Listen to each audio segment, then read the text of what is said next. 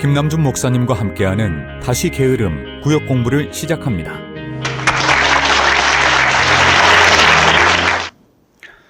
안녕하십니까 성도 여러분. 2주 동안 방학하고 오래간만에 만나네요. 그렇죠? 날씨가 어마무시하게 덥습니다. 체력적으로 많이 힘든 때인데 건강관리 잘 하시기를 바랍니다. 물하고 소금 많이 드시고요. 그리고 체력을 잃지 않도록 떼약볕에 활동을 자제하시면서 컨디션 유지를 잘 하시기를 바랍니다. 자, 다시 게으름 드디어 끝이 보이죠? 7과로 되어 있는 책인데 벌써 이제 6과를 나가고 있습니다. 시간은 다르게 흐른다. 입니다. 자, 그럼 한번 내용을 같이 볼까요? 자, 성경 구절이 나오죠. 이제 직역을 한번 해봤습니다. 그리스어에서요. 다시 우리 같이 한번 괄호에 있는 것까지 모두 같이 한번 우리 읽어볼까요? 시작. 그러므로 너희는 어떻게 행하여야 할지 주의 깊게 생각하라. 그리하여 지혜 없는 자처럼 하지 말고 지혜로운 자처럼 행하라. 그 시간을 아끼면서 행하라. 왜냐하면 그 날들은 지금 악하기 때문이다. 라고 했습니다. 자, 이제 세계의 이제 종말이 온다. 근데 그게 이제 마지막 때의 사상이죠. 그렇죠? 이제 오늘 성경 말씀에 의하면 마지막 때, 이제 세계가 끝나는 때가 오는데 이렇게 마지막 때가 되면 두 가지 일들이 일어나는데 하나는 사람들이 지혜가 없어진다. 이건 핵심이 결국 뭐예요? 결국은 이 모든 세계를 하나님이 다스리신다고 하는 이 사상을 잃어버린다는 거죠. 그래서 결국은 이것은 하나님을 믿으려고 하지 않는 거예요. 그래서 믿음이 없는 세대가 된다는 거고, 그러다 보니까 자연히 이게 결국 인생의 질서라고 하는 거 말이죠. 이렇게 계단 올라가듯이 되어 있는 인생의 질서라고 하는 것이 결국은 이게 세계가 어떤 질서를 가지고 있는가 하는 데서 나오는 거 아니에요? 그러니까 하나님이 이 세계를 어떻게 창조하셨고 또 하나님이 어떤 뜻을 정하셔서 질서가 있으니까 그 질서를 따라서 인생을 살아가게끔 이렇게 되어 있는 거예요. 근데 이거를 모르니까, 그러니까 결국 몰라요. 그러니까 근본적으로 이 안에 하나님을 사랑하는 마음이 없어요. 마지막 때에는 사람들이 일반적으로. 그러니까 당연히 시간을 끊임없이 낭비하게 되는 거죠. 그래서 가치 있는 일에는 열심을 내지 않고 쓸모없는 일에는 열심을 내고 이렇게 살아가니까 결국 마지막 때에는 사람들이 지혜가 없어져서 시간을 낭비한다 이 뜻입니다. 그럼 뒤집으면은 반대가 되겠죠. 마지막 때라 할지라도 믿음을 가지고 지혜를 소유하게 되면 결코 시간을 낭비하지 않고 쓰게 된다. 이런 뜻이 되겠죠.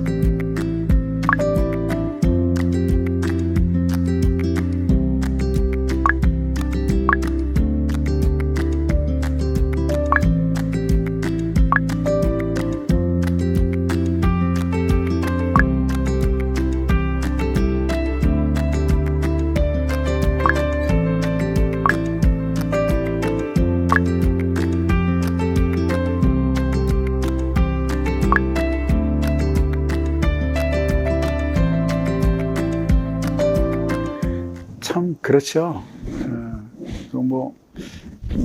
살아가는 삶의 구조, 그 주거의 구조 자체가 꼭 그렇게 갇혀 있는 것 같은 그런 느낌 아니세요? 물론 그런 아파트에 못 사는 사람들이 지금 너무나 많아서 걱정이지만, 홍콩에 가면 우리는 이제 조그만 집을 닭장이라 그러잖아요. 근데 홍콩은 그냥 비둘기장이라 그래요. 이렇게 아주 좁은 공간에서 몸도 돌릴 수 없을 정도로 그렇게 사는데, 그래서 홍콩에 자살하는 사람들이 굉장히 많아요. 근데 이제 우리가 현대 문명의 여건상 도시를 떠나지 못하고 그런 작은 공간에 닭장보다 좀 큰 곳에 갇혀서 살고, 또 매일매일 생업을 하고, 이런 자본주의 사회 구조 속에서 마치 양계장에 갇힌 것 같이 살고 있다 할지라도 마음은 그래서는 안 되겠죠. 그래서 마음은 호방하게 품고, 적어도 나는 하나님이 창조하신 걸작품이다, 내가 그분과 함께 산다라는 마음을 가지고 그렇게 전능하신 하나님과 교제하면서 그러니까 물질이 아니라 의미를 따라서 사는 삶이 되어야 하지 않을까, 이렇게 생각합니다. 자, 이 뭘까요? 이게 뭐 같아요, 여러분 보기에? 양계장이죠. 사실은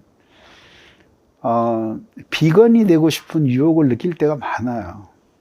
왜냐하면은 1년에 그 육식을 위해서 도축되는 그 가축이 약 600억 마리쯤 된다 그러더라고요. 물론 거기에는 소나 돼지, 심지어 닭, 오리까지 모두 포함된 거죠. 근데 이제 여기 그림을 한번, 이 사진을 보시면은 이게 정상적으로 시골에서 그 달걀을 낳는 그 닭의 그 그림이 아니잖아요. 이 시골의 닭은 어때요? 아침이 되면 할머니가 계란 어디다 놨는지 찾으러 다니시잖아요. 근데 이는 막 돌아다니면서, 그래서 앞마당, 뒷마당, 그리고 풀숲에까지 뛰어들어 다니다가 알을 낳잖아요. 근데 그게 아니라, 지금 한번 다시 그림을 보시면은 그냥 권장하는 사항이 A4 용지 한 마리의 면적에 닭을 한 마리는 둬야 된다, 이렇게 본대요. 근데 실제로는 A4 용지 하나에 2마리는 들어가는 것 같아요. 저거 보세요. 막 완전히 저렇게 하고, 그 다음에 위에는 사료통이고 아래에는 알 낳는 거잖아요. 저거를 막, 요새는 뭐 친환경으로 나오는 것도 있다고 하지만, 옛날에 우리 어렸을 때 보면은 막 그냥 그 등불을 환하게 켜가지고 닭들을 잠을 안 재우고 모이를 줘요. 그러니까 이게 밑에 지금 계란이 꽉 찼잖아요. 이게 계란이 막 이렇게 쏟아지잖아요. 이제 한번 생각해 보세요.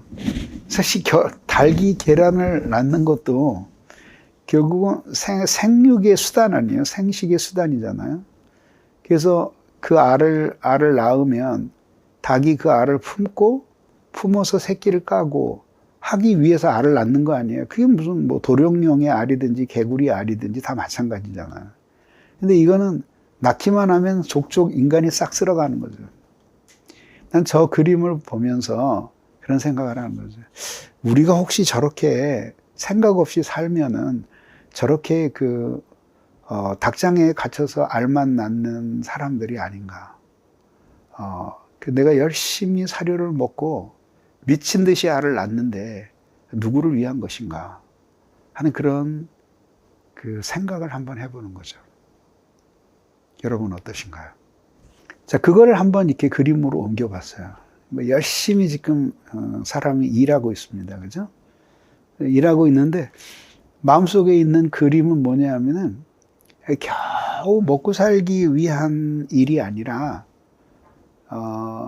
이제 먹고 살 만큼만 생각을 딱 갖는다고 하면 조금만 일해도 될 텐데 큰 아파트를 사고 싶어요. 그리고 돈을 통장에 많이 넣어가지고 있고 싶어요. 사람들하고 신나게 댄스 파티도 하고 여행도 가고 싶어요. 그리고 또 백화점에서 저렇게 쇼핑도 하고 싶어요. 그리고 이제 고급 레스토랑에 앉아서 이렇게 우아한 식사도 하고 싶은 거죠. 그러니 어떻게 해야 돼요? 소비를 그렇게 많이 해야 되려니까 이제 단순히 돈 버는 표준을 그냥 소박하게 먹고 사는 데다가 정할 수가 없는 거 아니에요? 그러니까 이제 더 필요 이상으로 더 많이 벌어야죠. 욕망이 생겼으니까. 그게 바로 이제 이거예요. 이건 잘못 썼네요. 이거는 이렇게 써야 되겠지. 그래서 이게 게으름을 영어로 번역한 책 이름하고 똑같은 거예요. 자기 자신을 위해서는 부지런하고, 그다음에 하나님을 위해서는 게으르고, 이렇게 되는 거죠. 여러분들은 한번 어떠신지 한번 생각해 보세요. 그래서 욕망의 크기 자체를 수입을 늘리는 것도 우리가 신경 써야 될 일이지만 욕망의 크기를 줄이면서 수입을 늘리는 노력을 함께 해야지만 안정된 생활을 살 수 있습니다. 그리고 마음이 행복해지는 것이죠. 그 다음 보겠습니다. 조나단 에드워즈의 레졸루션이라고 하는 것은 조나단 에드워즈가 어렸을 때부터 어떤 신앙적인 주제를 가지고 깊이 고민을 하다가 이거는 일생 동안 내가 해야 되겠다라고 마음을 먹으면은 특별 기도를 하고 혹은 금식을 하고 그리고 일생 지키도록 말하자면 자기 서약문을 작성을 해요. 근데 그게 이제 저거보다 훨씬 더 많아요. 100 몇 가지쯤 되는데 이제 뭐 수십 년에 걸쳐서 이제 쌓인 거죠. 근데 이제 첫 번째 결심한 게 저게 아마 19살, 20살, 아니 20대, 지금 정확히 기억이 안 나는데 어쨌든 회심하고 나서, 그때,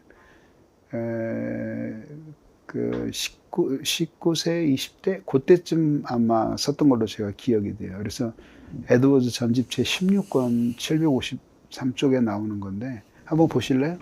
이렇게 얘기합니다. 나의 전생에 동안 하나님의 영광과 나 자신의 행복과 유익과 기쁨에 최상의 도움이 되는 것이라면 무엇이든지 하자. 근데 눈길을 끄는 거는 하나님의 영광과 자신의 행복과 유익과 기쁨 이렇게 얘기를 하는데 이게 이제 보통 사람들에게는 이것이 이제 이게 충돌을 하죠. 이게 서로. 근데 이제 에드워드는 이거를 이제 나란히 하나님의 영광이라는 맥락 안에서 그 영광을 통한 행복, 영광을 통한 유익, 영광을 통한 기쁨 했기 때문에 이게 같은 말의 동어 반복이라고 봐도 돼요. 그리고 이제 그 후로부터 몇 년이나 흘렀는지 모르지만 이제 7번째 결심문이 나오는데 내 생의 마지막 순간이라고 가정했을 때 그때의 마지막 순간이 이제 주님이 오시는 순간 아니에요? 근데 그때의 주님 앞에서 해야 되는 일이 아니다 이렇게 생각이 되면 그러면 지금이라고 하지 말고 그 어떤 것이든지 절대로 하지 말자. 그래서 결국 이게 하나님의 영광과 맞닿아 있는 결심문이에요. 이렇게 사실 모든 사람이 이렇게 결심을 하지만 이렇게 잘 못 살죠. 근데 만약에 이렇게 살 수만 있다면 사실 인생을 가장 보람 있게 사는 게 아닐까요? 이게 쉽게 얘기하면은 이만큼의 인생이 한 사람은 주어지고 한 사람 이만큼의 인생이 주어졌는데 근데 이제 이 사람은 게으름으로 이만큼을 낭비했어요. 실제로 산 건 요만큼밖에 안 되죠. 근데 이 사람은 별로 게으르질 않고 나머지 삶을 다 살아냈어요. 이 사람은 95세까지 살았고 이 사람은 65세까지 살았어요. 누가 더 긴 인생을 산 거예요? 한번 생각해 보세요. 누가 더 긴 인생을 산 거예요? 그러니까 자연적인 수명은 어떤 의미에서 우리 마음대로 할 수가 없어요. 뭐 건강식품도 먹고 생활 습관도 바꾸고 그건 조금씩 할 수 있죠. 그렇지만은 언제 하나님이 우리를 불러가실지는 전적으로 하나님의 손에 달린 것 아니겠어요? 그러니까 주어진 오늘을 성실하고 부지런히 살아야 돼요. 그래서 조금 아프면 쉬어야 되고 또 놀고 싶으면 놀아야 되지만 그렇다고 해서 자기가 해야 할 의무를 내팽개둔 채 그렇게 하면은 인생이 어떻게 되겠어요? 뒤죽박죽 되지 않겠어요? 해내야죠. 좀 잔인하게 들릴지 모르지만 말이죠. 예. 자, 여러분 너무나 잘 아시죠? 프랑스와 밀레가 그린 만종이라는 작품이에요. 그래서 원래의 명은 이제 랑겔루스라 그래가지고 이제 그 천사라는 이름이 붙었는데 이제 그 만종이라고 불려졌어요. 저 뒤에 보면은 여기에 보면은 여기 이렇게 보면 교회가 보이죠, 그죠? 예. 그래서 거기에 종소리가 들려오는 것 같은 그런 거예요. 근데 여기 굉장히 그 비밀이 있어요, 여러분. 아세요? 오늘 여러분들이 비밀의 세계로 안내하겠습니다. 사진을 보시면은 여기에 이렇게 바구니가 하나 있어요. 그죠? 이거를 확대해서 자세히 보면은, 자, 확대됐잖아요. 그죠? 이게 뭐 같아요? 이게 감자예요, 감자. 근데 참 재미있는 게 말이죠. 이 그림을 분석하는 학자들이 이거를 갖다가 광선을 투시해가지고, 그 밑에 있는 이게 원래 그린 그림이 아니라 덧칠한 그림이었다는 것을 밝혀냈어요. 그럼 원래 그럼 이 바구니에 뭐가 있었느냐? 이제 사람들이 추측하는데 이렇게 분석을 해본 결과 아이가 있었답니다. 아이가. 그러니까 아마도 아이가 아주 갓난 아이가 죽었을 거다 이렇게 보는 거죠. 그래서 그 아이를 가지고 와서 주님께 마지막으로 기도를 드리며 이 아이를 보내는 바로 여기다가 묻는 건지는 모르겠지만 어쨌든 주님께 보내드리는 그 예식을 치르고 있는 것인데, 근데 이제 이거를 나중에 아마도 누군가 주위의 사람들이 이게 너무 끔찍하니까 그러지 말고 여기 이거를 다른 걸로 바꿔라 해서 이렇게 감자로 다시 덧칠해서 집어넣었고 이렇게 해가지고 했다는 이야기가 있어요. 어쨌든지 간에 그리스도인의 삶에 있어서 성실한 노동과 경건한 신앙이 얼마나 밀접한 관계가 있는가 하는 것을 아주 잘 보여준 것이었죠. 저는 그때 프랑스에 집회가 있어서 갔을 때 여기를 들렀는데요.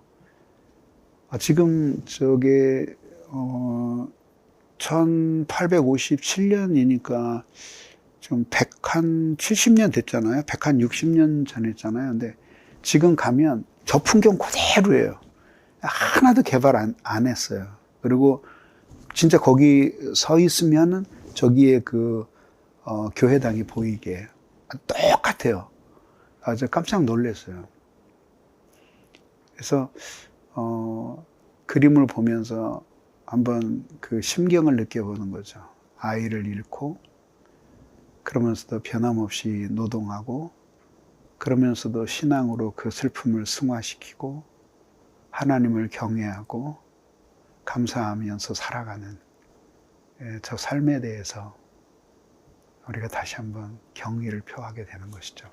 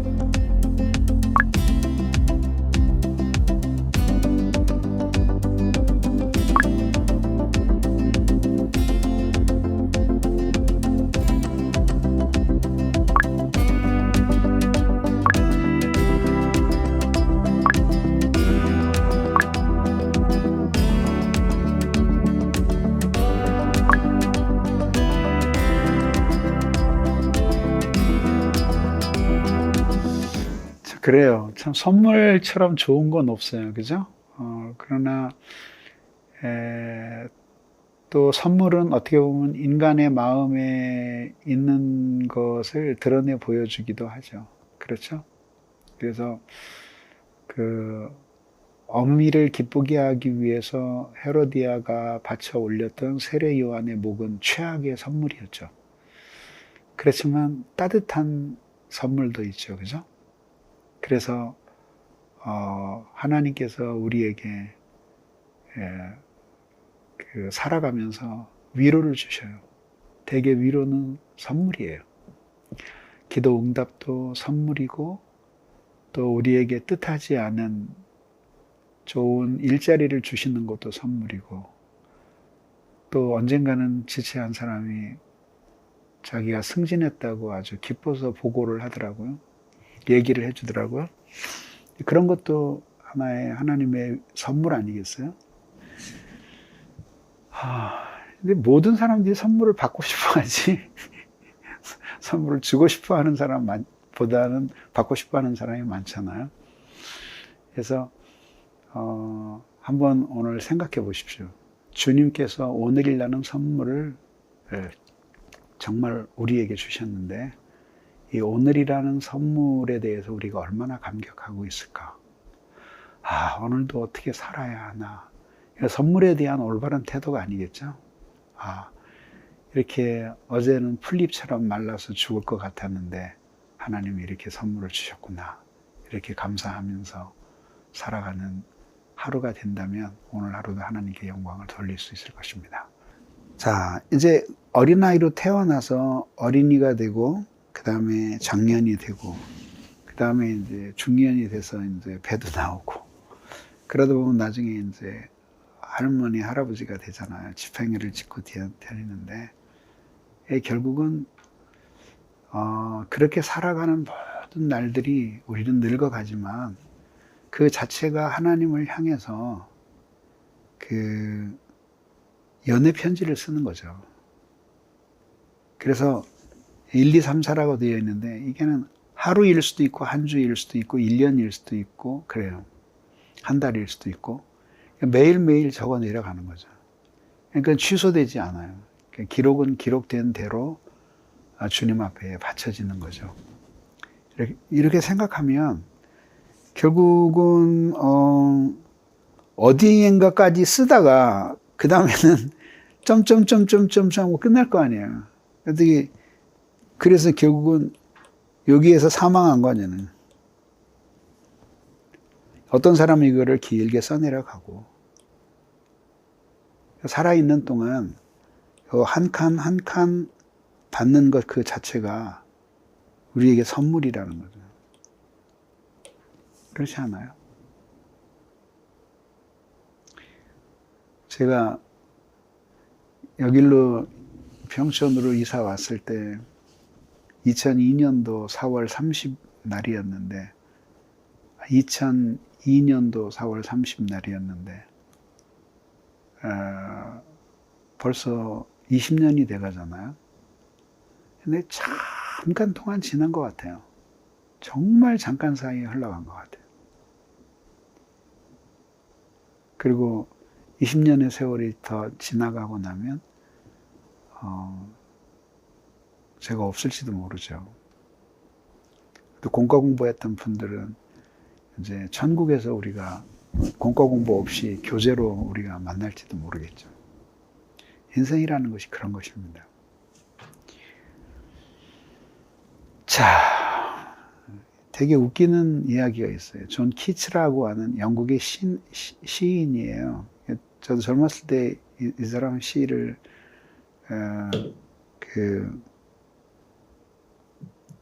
좋아했는데요. 나이 보면은 26살에 죽어요.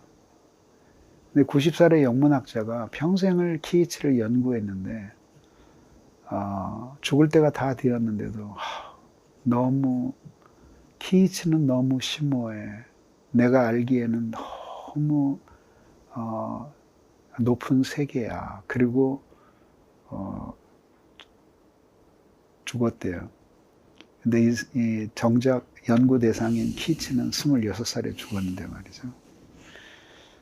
그래서 이제 학자들이 이야기를 하는데, 이렇게 작가의 그 문학의 세계나 설교자의 설교의 세계도 똑같거든요. 이렇게 평평하게 가다가 이렇게 세월이 흐르면서 이렇게 조금씩 이렇게 되는 경우가 있을 수도 있겠지만은, 대부분 보면은 이렇게 평범하던 설교가 어느 한순간에 확 솟고 이러다가 결국은 이제 일생을 마치는 거예요. 물론 뭐 처음에 멋있었는데 나중에 점점 이렇게 신통치 않아져서 인생을 마칠 수도 있겠지만요. 그러나 이제 작가의 정신의 세계로 보면은 사실은 후퇴하는 게 아니라 끊임없이 변모하는 거죠. 근데 거기에는 뭔가 계기가 필요한 거죠. 그래서 이제 어떤 작가가 평범한 사람이었는데 전쟁을 겪었다든지, 아니면 뭐 독재를 경험하면서 뭐 가족들의 불행을 보았다든지, 아니면은 무슨 자기 자신이 생명의 위협을 느끼게 되었다든지, 이럴 경우에 작품 세계가 비약적으로 발전되고 확장되는 거죠. 솔제니친의 수용소 군도 같은 거 보면은 사실은 죽음의 막바지까지 가보지 않은 사람이면은 절대로 상상할 수 없는 묘사들이 나오잖아요. 그게 결국은 문학의 힘이에요. 결국은 정신의 어떤 고양, 정신이 변화되는 것 없이는 새로운 작품 세계에 도달할 수 없는 거죠. 그게 저도 뛰어나진 않지만요, 작가로서 매일매일 경험하는 바예요. 그리고 그런 작가의 마음에 아무 변화도 없다라고 하는 것은 독자들에게 금방 들켜요. 그리고 무엇인가 하나님이 이 작가의 마음을 헤집고 지나가셨다라고 하는 것들도 독자들에게 숨길 수가 없어요. 물론 그 작품이 모두 다에게 환영받는 것은 아니겠지만은 어쨌든 느낄 사람은 느낀다는 거죠. 그래서 아마도 이제 이 키츠가 20대에 이게 헤브리지 제도에 있는 이제 영국 저쪽 끝에 있는 섬이에요. 그래서 이제 아이오나 섬이나 스파타 섬, 이 여기를 아주 고적한 곳을 여행하면서, 뭐 그때에는 뭐 이런 건축물들이 뭐 그때부터 있었는지 나중에 지어졌는지는 모르는데, 지금 그림으로 볼 때는 그때 있을 수도 있겠지만 나중에 지어진 것 같아요, 이게. 예. 섬 정상에 오르면서 무엇인가 커다란 영감을 받았을 것이고, 그것이 우리가 알고 있는 존 키츠의 시의 세계를 형성했을 것이다, 이렇게 생각을 한대요. 그러니까 여러분에게도 인생에 있어서 어떤 그런 계기가 마련되어서 하나님을 간절히 찾는다면 여러분의 신앙의 세계도 충분히 고양될 수 있을 것이라고 생각합니다. 자, 오늘 공과 어떠셨어요? 마지막으로